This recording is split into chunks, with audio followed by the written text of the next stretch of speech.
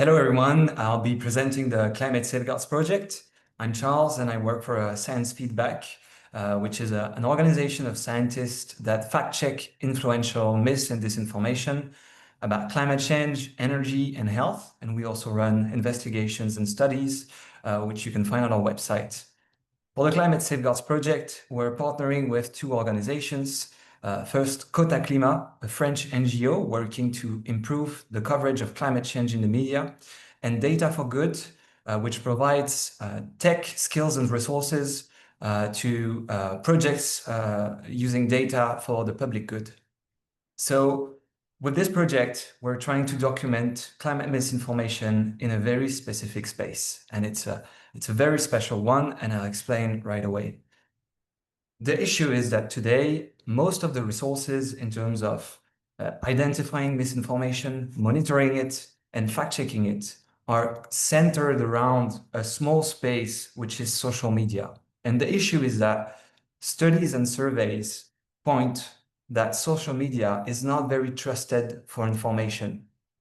On the other hand, you have another space in the media ecosystem, which is the information programs, which everyone knows on television and radio. And these, according to surveys, are much more trusted by the public for information. And the issue is that this space of television and radio information is really not monitored for misinformation at large, and especially not for climate misinformation. So the scale in terms of audience is similar. You have millions of viewers on TV and radio, and millions of people on social media as well. But the difference is trust. And this is extremely important if we're talking about misinformation and disinformation.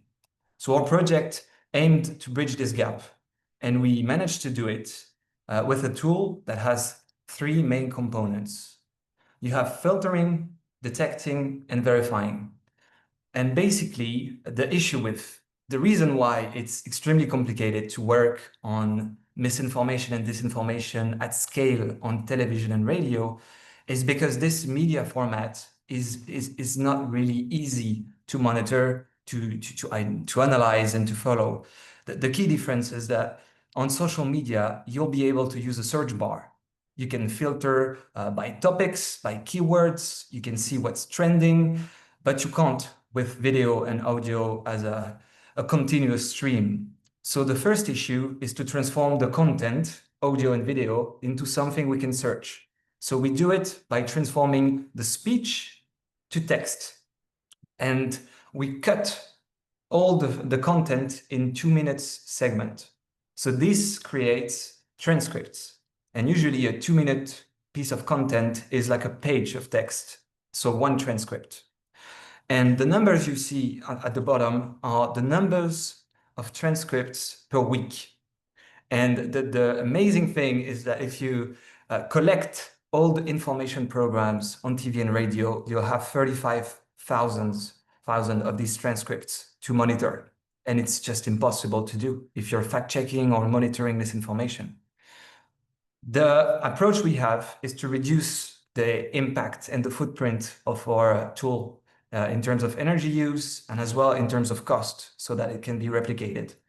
And so our first approach is to filter the content. We only want the transcripts that mention climate change keywords and topics.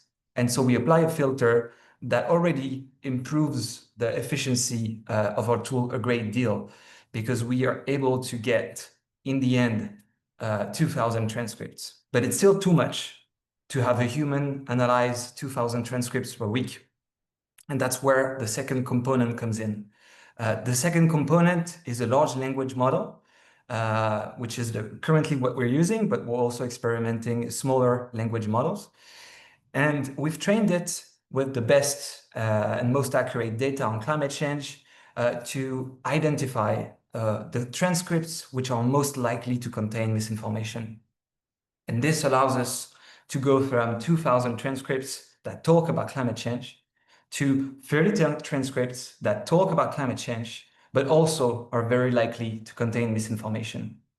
And that's where the third component comes in, the verification, which is done by human experts and take the time to use an interface where you have the transcript, the video, the audio, to really check the claims, verify them, and confirm or not if there is misinformation about climate change. And this allows us to do many things and understand the phenomenon of misinformation and disinformation much more closely, because obviously it's not just in one space, it's flowing everywhere, and you have very different pieces to puzzle together. The first thing we learn is that in France, if we follow the most mainstream channels in TV and radio, audiences are exposed at, on average, 10 times a week to climate misinformation. That's the main finding related to France. But we're also able to track the evolutions. So here you see the volume of misinformation per week. And one of the first things that we realized is that misinformation about climate change on this specific form of media is very much interlinked with international affairs. So the first spike in misinformation you see here is related to Donald Trump's inauguration. And you have another one which points out to another cause for misinformation, which is also national events.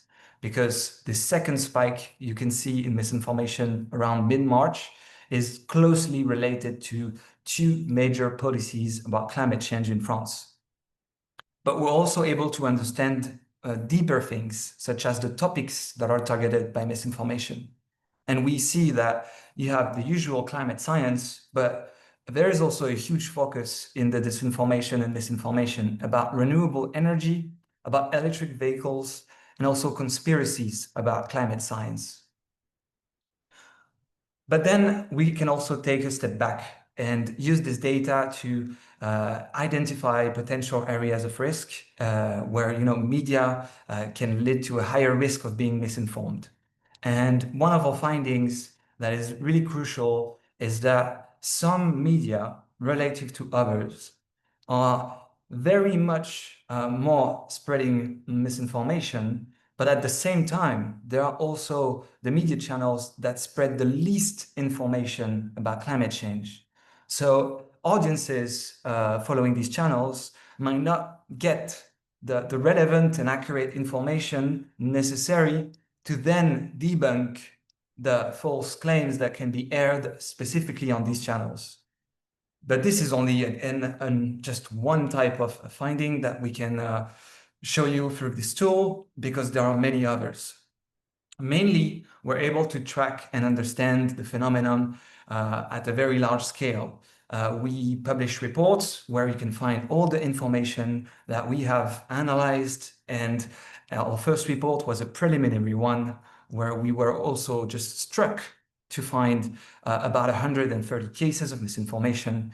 But in the new one, which we will publish very soon in October, timed for COP, we'll actually show that there is much more climate misinformation that we detected in this summer.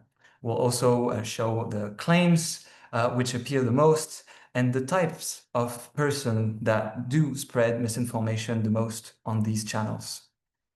Thank you.